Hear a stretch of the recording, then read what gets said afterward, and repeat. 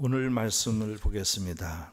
오늘은 누가복음 2장 36절에서 38절까지입니다. 누가복음 2장 36절에서 38절 말씀, 우리 같이 함께 봉독하도록 그렇게 하겠습니다. 누가복음 2장 36절에서 38절입니다. 같이 읽겠습니다. 또 아셀지파 바누엘의 딸 안나라 하는 선지자가 있어 나이가 매우 많았더라. 그가 결혼한 후 7해 동안 남편과 함께 살다가 과부가 되고 84세가 되었더라. 이 사람이 성전을 떠나지 아니하고 주야로 금식하며 기도함으로 섬기더니 마침 이때에 나와서 하나님께 감사하고 예루살렘의 속량을 바라는 모든 사람에게 그에 대하여 말하니라. 아멘. 오늘 메시아를 기다리는 여인이란 제목으로 계속해서 누가복음 강의를 진행하도록 합니다. 누가복음에서는 예수님의 탄생을 둘러싸고 하나님께 찬양으로 영광 드렸던 사람들이 소개되고 있습니다. 엘리사벳이 나오고요, 그 다음에 마리아가 나오고 사가랴가 나오고 시몬이 나오고 또 목자들이 나오고 그 다음에 오늘 본문에 나오는 안나 선지자가 나옵니다. 오늘 본문에 보면 주님 한 분만을 기다리며 일평생을 산 분이에요. 주님 한 분만으로 만족한 신앙을 가졌던 안나 여선지자가 아기 예수님을 처음 만나는 장면을 이렇게 노래로 간증하고 있는 것이 본문의 얘기입니다. 84년을 과부로 살았던 안나에게 그처럼 위로가 되는 일은 없었을 것입니다. 그런 안나가 갓 태어난 예수님을 보고 주님이 이스라엘의 구속자라는 사실을 금방 알아차리면서 예수님에 대해 간증하는 장면이 오늘 본문의 얘기인데, 그녀에게 메시아를 알아차리는 안목과 또 은혜가 있었던 이유는 무엇이었을까? 오늘 메시아를 기다리는 한 여인을 통해서 은혜 받을 준비에 대한 마음 자세를 4가지로 소개를 하려고 합니다. 첫째는 성전 중심의 마음이었습니다. 본문 37절 말씀을 보세요. 이렇게 말하고 있습니다. 과부가 되고 84세가 되었더라. 그랬죠? 한번 읽어보겠습니다. 25절입니다. 37절인데 잘못됐어요. 37절. PT에는 25절로 나왔는데 25절이 아니라 37절 맞습니다. 같이 읽겠습니다. 시작. 과부가 되고 84세가 되었더라. 이 사람이 성전을 떠나지 아니하고.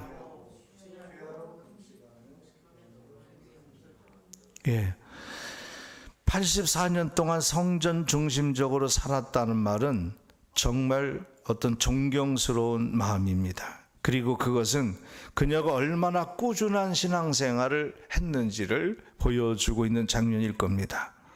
그만큼 성전 중심의 생활이 그녀에게는 행복을 주었기 때문에 그랬던 거예요. 그래서 인간은 어떤 자기 마음에 쏟을 수 있는 여러 가지 대상을 찾게 되고 그 중에 교회에 마음을 쏟을 수 있었다는 사실이 얼마나 행복한 일인지 모릅니다. 여러분 자세히 보면 행복은 이렇게 어떤 물질적인 것이나 다른 어떤 것에 있는 것이 아닙니다. 행복은 나의 마음을 쏟을 수 있는 곳이 있다면 그것이 곧 행복이에요. 여러분 어떤 사랑하는 사람을 내가 이제 선정돼서 그 사람을 사랑하게 될 때 왜 행복한지 아세요? 여러분 사랑해 보셨죠? 사랑하는 사람이 있으면 왜 행복하냐면 내 마음을 그 사람에게 쏟을 수 있기 때문에 행복한 거예요. 내 마음을 쏟을 수 있는 상대가 없으면 그 사람 행복을 모르고 살아요. 행복을 못 느끼게 돼 있어요. 이 안나는 사실은 결혼해서 7년 동안 살다가 남편이 사별됐어요. 그래서 과부가 된 지 성경은 84년이 되었다고 그렇게 얘기합니다. 그 84년 동안, 7년 동안은 자기 마음에 사랑을 쏟을 수 있는, 마음을 쏟을 수 있는 사랑의 대상 남편이 있었기 때문에 행복했겠지.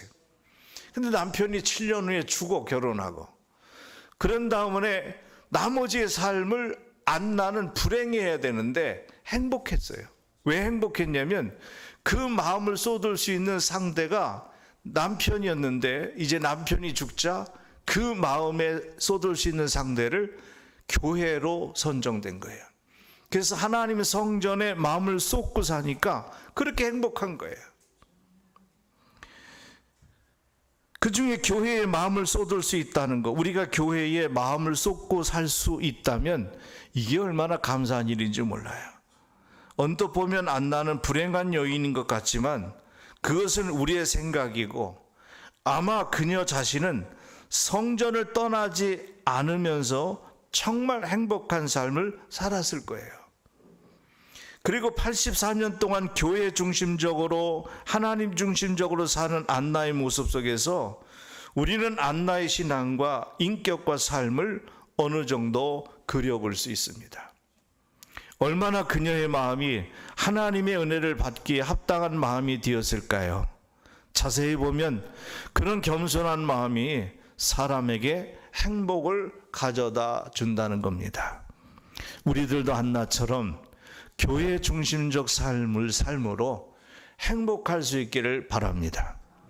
하나님을 믿는데도 기쁨이 없고 은혜가 없고 행복이 없는 사람은 교회 중심적 삶을 안 살기 때문에 그래요.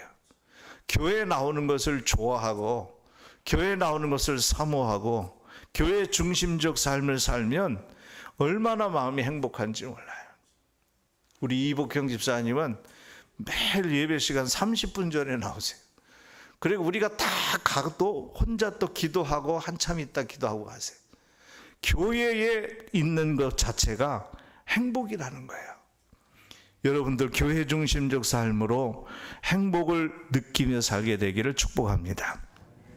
두 번째는 이 여인은 주님 오심을 기다리는 마음을 가지고 살았습니다.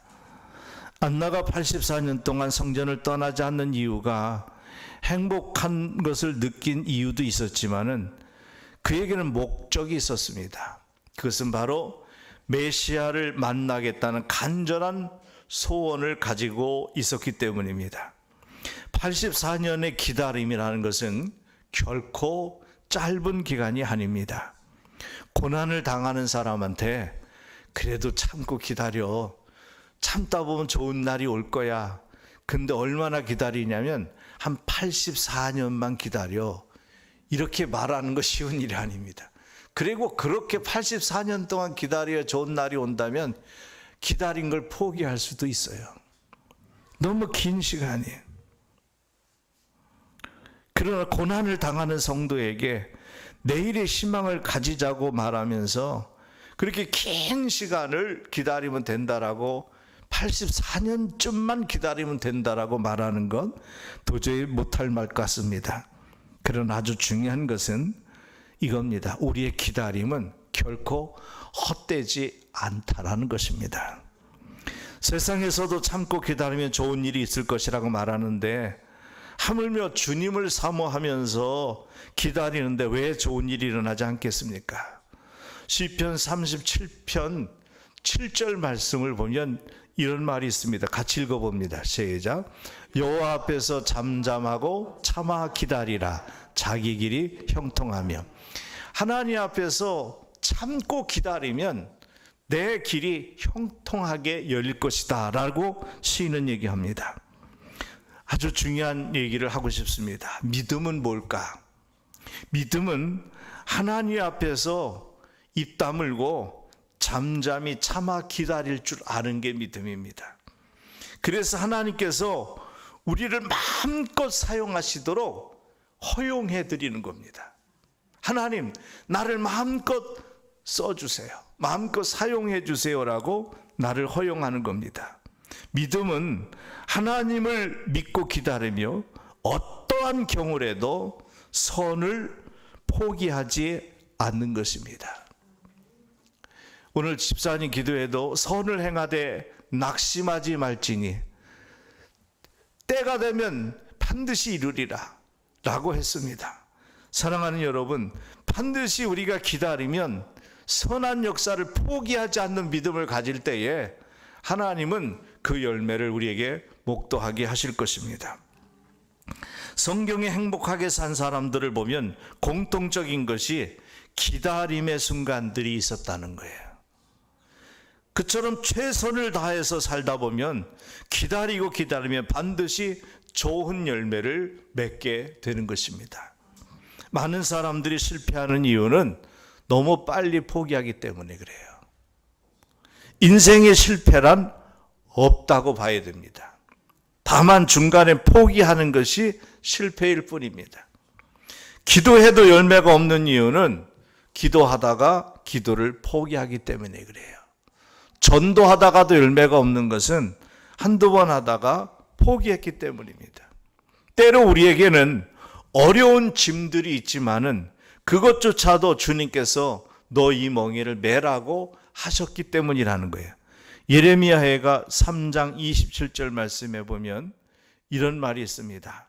사람은 젊었을 때에 멍에를 매는 것이 좋으니, 사람은 젊었을 때에 멍에를 매는 것이 좋으니, 이 성경이 우리나라의 속담에도 있습니다. 고생은 젊어서도 사서라도 한다래요.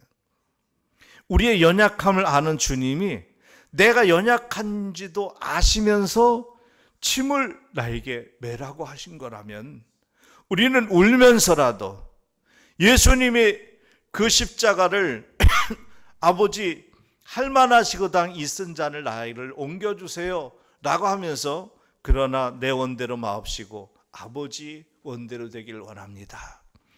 그리고 그 다음날 십자가를 지고 그 골고다의 길을 올라가실 때에 비틀거리며 채찍에 맞고 쓰러지고 일어나고 쓰러지고 일어나 결국 갈보리 산상까지 가신 것처럼 우리들도 내게 지금 힘겨운 고난이, 나에게 지금 짊어진 이 힘든 십자가가 우리 하나님이 지라고 한 것이라면 너무 힘들으면 울면서라도 비틀거리면서라도 그 짐을 지고 가야 한다는 겁니다. 그래서 주님께서 메워주신 짐이라면 감당할 수 있는 분명히 능력도 함께 주실 것입니다. 그러므로 그 짐을 인해 우리는 그 사람을 원망하지 마십시오.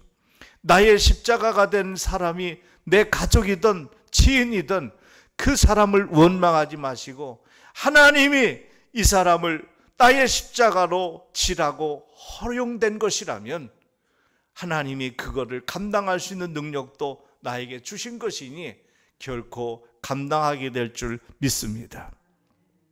그리고 하나님께서 그 짐을 지게 하신 이유는 목적이 있는데 우리를 사랑하기 때문입니다. 예레미야해가 3장 33절에 이런 말이 있습니다. 한번 읽어봅니다. 주께서 인생으로 고생하게 하시며 근심하게 하심은 본심이 아니니라. 내가 지금 당하는 이 고난과 고생이 근심이 주님이 주신 것인데 주님이 내가 고생하고 고통당하는 것은 주님의 본심이 아니래요. 주님의 가장 기본적인 목적은 우리의 고생, 우리의 고통이 아닙니다. 예를 들어 아들이 고생하고 아들이 고통하기를 바라는 부모가 어디 있겠습니까? 참 부모는 교육적인 효과를 위해서 자식이 고통에 외면하기도 할 때가 있어요. 가령 남편이 자기 아이를 심하게 야단칠 때 엄마는 금방이라도 가서 말리고 싶은 마음이 있지만은 말리지 않는 이유는 자녀가 잘 되기를 엄마도 바라는 마음 때문일 것입니다. 그러므로 하나님의 선한 섭리를 의지하고 조금 더 기다려 보십시오. 지금 아무리 힘들어도 십자가가 아무리 무거워도 하나님의 선한 섭리가 있음을 믿고 조금 더 참고 가십시오. 사람들은 우리의 진실과 우리의 소고를 잘 이해하지 못해도 우리 하나님은 나의 진실과 나의 수고를 잘 알고 계십니다. 그러면 어떤 상황을 만나도 하나님 앞에서 떳떳하게 사시고 더욱 주님의 재림을 대망하며 힘있게 사는 모습을 가지시기를 바랍니다. 세 번째는 꾸준히 기도하는 마음이었습니다. 37절 말씀을 같이 읽겠습니다. 시작. 과부가 되고 84세가 되었더라. 이 사람이 성전을 떠나지 아니하고 주야로 금식하며 기도하며 섬기더니. 기다림의 원천은 기도하는 마음입니다. 기다릴 수 있게 하는 힘도 기도하는 것에서 나옵니다. 여기에 안나는 오랜 기다림의 원천이 기도하는 마음이 있었음을 알고 있었습니다.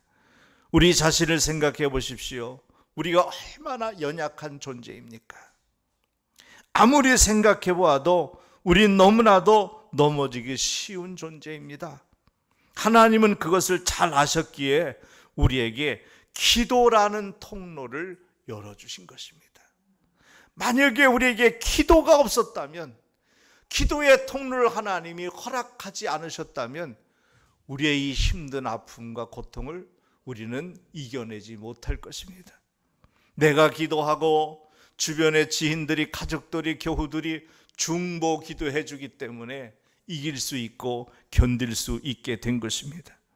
하나님은 그것을 잘 아셨기에 우리에게 이렇게 기도라는 통로를 열어주셨습니다. 그래서 우리의 연약함을 극복할 수 있는 귀한 도구가 바로 기도입니다. 우리가 진심으로 기도하면 어려운 상황 속에서도 우리는 침착할 수 있습니다.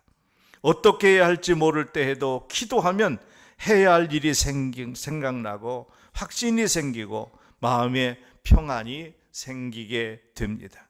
그러므로 우리는 노력하면서 기도하고 기도하면서 인내해야 됩니다.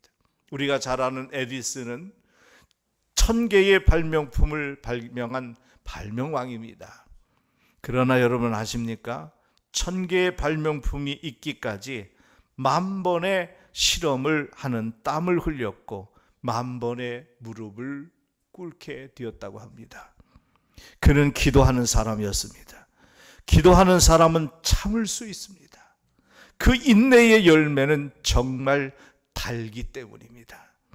그런데 어떤 분은 가끔 안타까운 하소연을 하면서 기도를 의심할 때가 있습니다. 제가 이 기도의 제목을 가지고요, 집중적으로 기도했는데도 아직도 응답이 없어요. 안 들어줘요. 아니, 몇 년 동안 기도했는데 어떻게 그렇게 들어주지 않을 수 있어요? 라고 말합니다. 그러나 여러분, 기도의 응답에 가장 기초적인 원리가 있어요. 그것은 나의 현재와 장래와 사후 미래에 이것을 진선미라고 하는 거예요. 현재, 장래, 미래, 이 진선미를 위해 나아가게 하는 것이 기도의 응답이지, 내가 원하는 대로 다 되는 거, 이게 기도 응답이 아니라는 거예요. 기도하되 응답이 오는 모양은 하나님께 전적으로 맡기시길 바랍니다. 그 응답이야말로 나의 현재의 삶과 장래의 삶의 최선의 길입니다.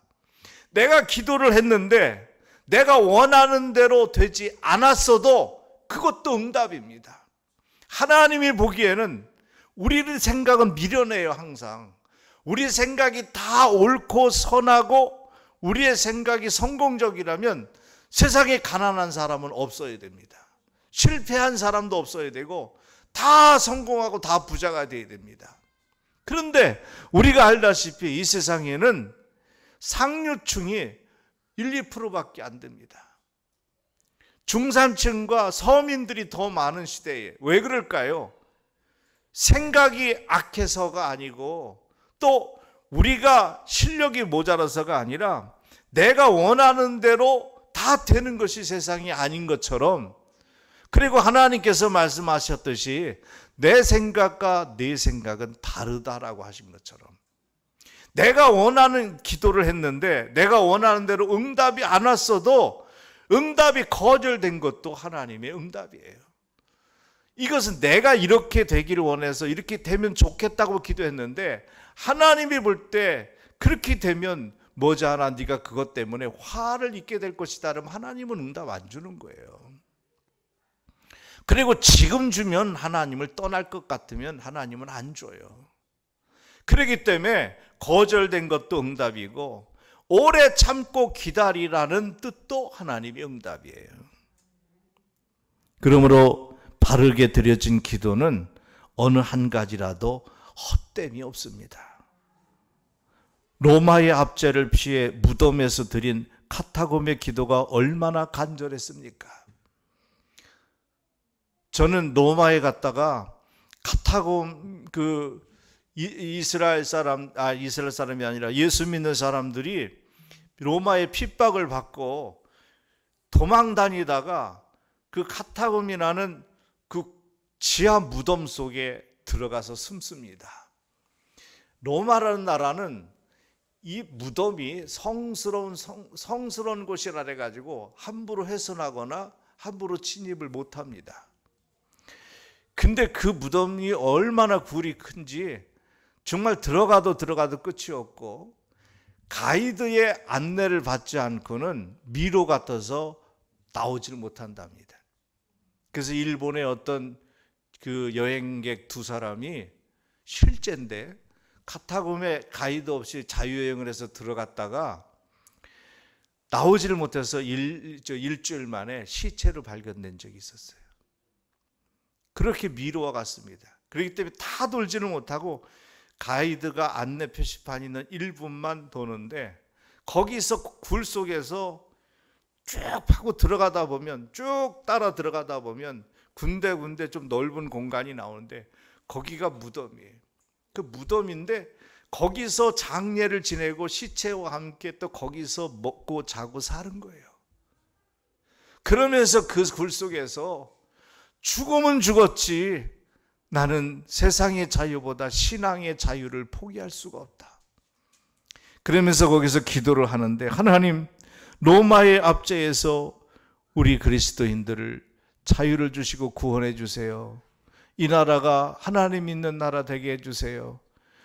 기독교를 가장 핍박을 악랄하게 했던 로마 그 압제의 피의 무덤 속에서 드린 카타콤의 기도가 얼마나 간절했습니까?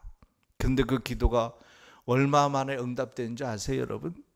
세월이 흘러 주 313년에 결국 로마는 하나님 앞에 무릎을 꿇습니다.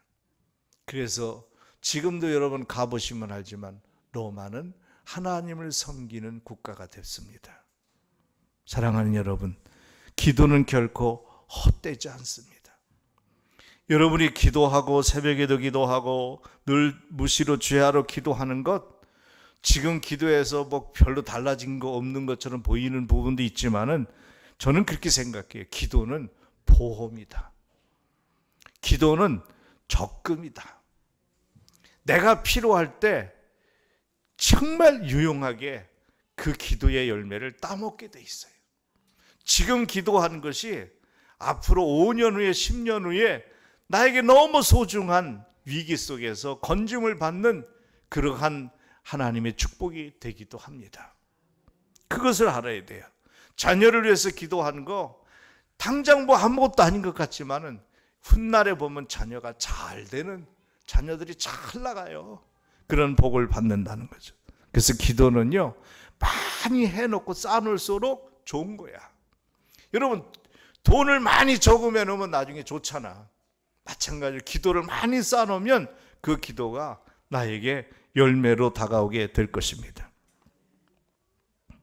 마지막으로 이 안나 선지자의 그 은혜 받은 마음은 네 번째 하나님께 감사하는 마음 때문이었습니다.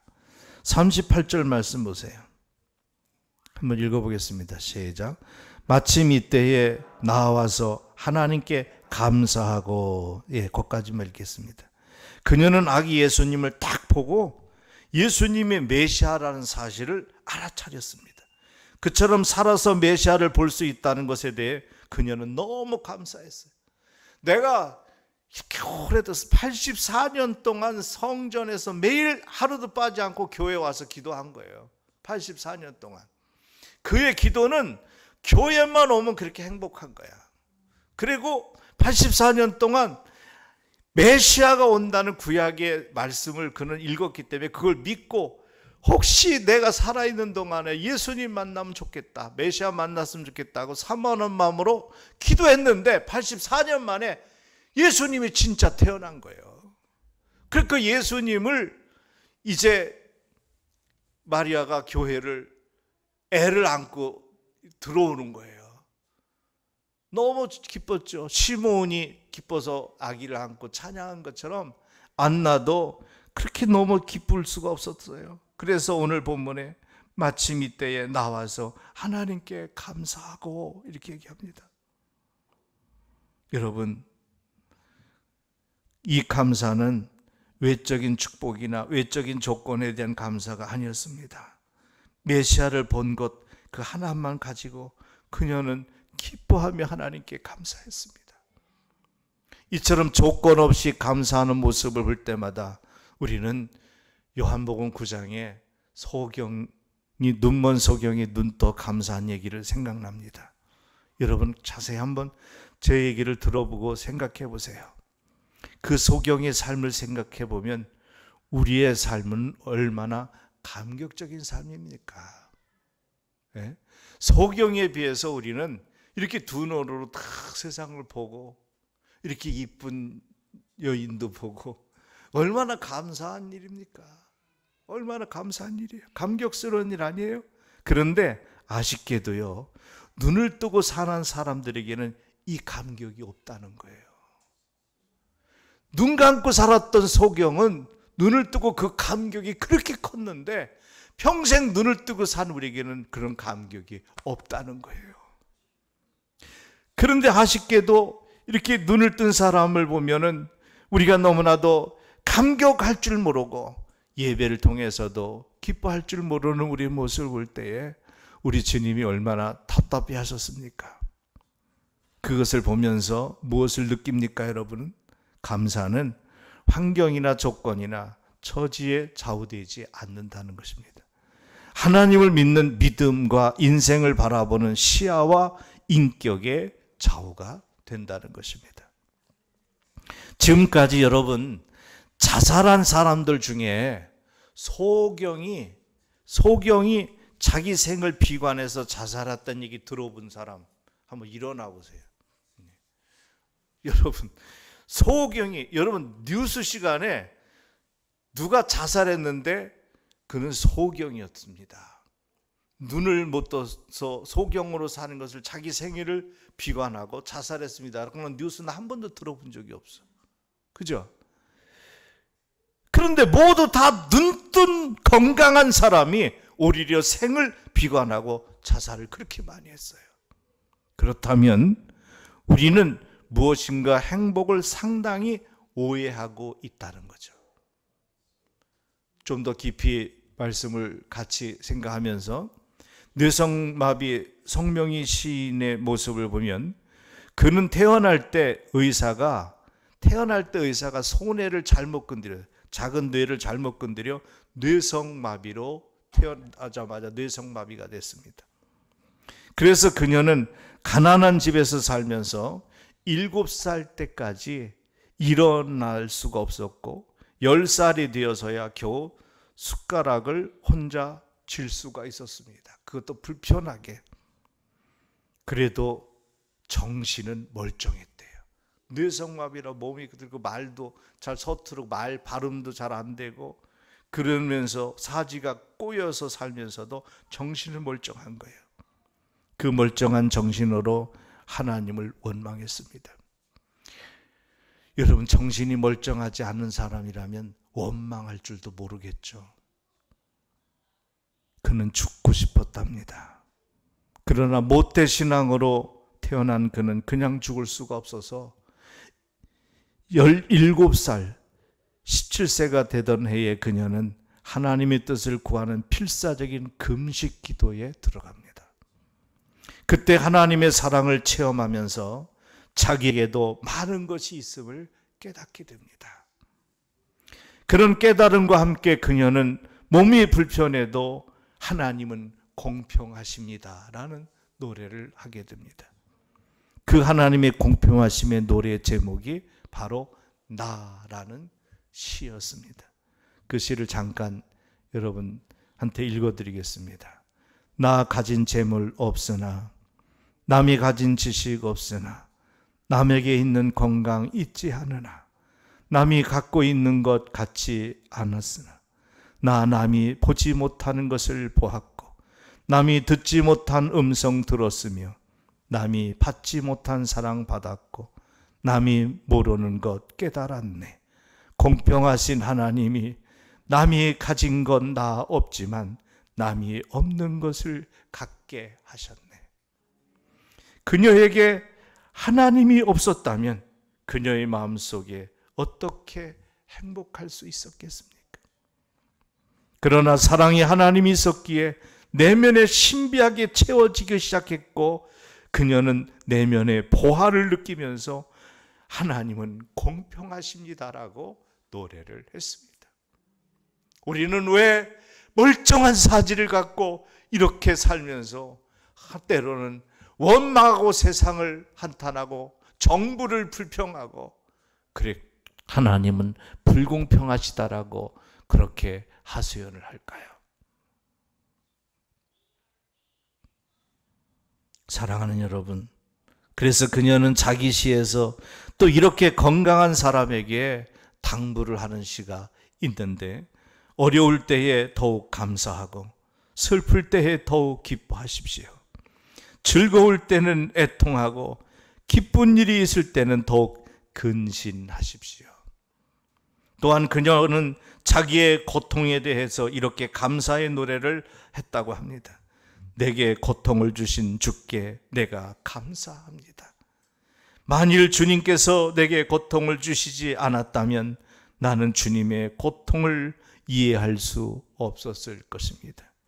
그러므로 내게 고통을 주신 주님 감사합니다. 그녀의 시는 무엇을 말하고 있을까요? 행복이 외모에 달려있지 않은 것처럼 외적인 조건이 있어야 반드시 감사할 수 있는 것이 아니라는 사실을 교훈하고 있습니다. 중요한 것은 현재의 모습을 통해서 감사할 것을 깨닫고 이해하자는 것입니다. 여러분, 살다 보면 우리에게 생각지 않았던, 예기치 못했던 어려운 일들이 엄습해 옵니다. 그럼에도 불구하고 감사할 것은 아직도 너무 많이 있습니다. 그러한 감사거리를 잘 발견하고 감사하는 마음으로 산다면 이것이 바로 축복이고, 그것이야말로 앞으로 주어질 놀라운 축복을 예비한 그릇이 되는 것입니다. 어떤 분이 지난 수요일 날도 잠깐 얘기했지만은, 어떤 분이 늦게 신학을 해서, 우리 황 전사님 얘기하는 게 아니에요, 전도사 사역을 50세에 시작해서 17년 후에 은퇴를 하면서 간증을 하고 이렇게 짧은 글을 남겼다고 합니다. 주님, 저 같은 것들이고 17년 동안 일하시느라 얼마나 힘드셨어요. 이게 그 분이 사역을 한 마지막 고백이었습니다. 주님, 저 같은 것들이고 17년 동안 일하시나 얼마나 힘드셨습니까? 분명히 간증에는 글자로 보면 하나님에 대한 직접적 감사의 표현은 없습니다. 그러나 진정으로 감사의 고백이 물씬 담겨 있는 고백이었습니다. 이러한 고백을 하면서 살 수 있다면 곧 행복은 찾아오게 될 것입니다. 사랑하는 여러분, 모두 그러한 하나님의 은혜와 축복을 누리게 되기를 주님의 이름으로 축원드립니다. 아멘. 우리 찬송 488장 드립니다.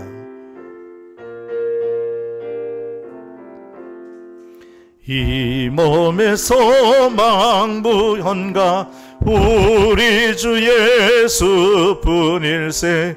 우리 주 예수밖에는 믿으리가 즉 없도다. 주 나의 반석이시니 그 위에 내가 서리라. 그 위에 내가 서리라.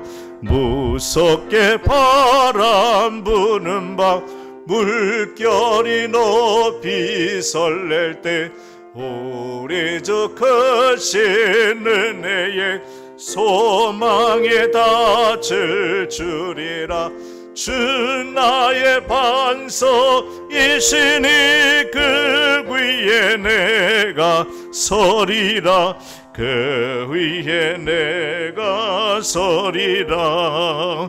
세상에 믿던 모든 것 끊어질 그날 되어도 구주의 언약 믿사와 내 소망 더욱 크리라. 주 나의 반석이시니 그 위에 내가 서리라. 그 위에 내가 서리라. 바라던 천국 올라가 하나님 앞에 배울 때 구주의 의를 힘입어 어여시 바로 서리라. 주 나의 반석이시니 그 위에 내가 서리라. 그 위에 내가 서리라.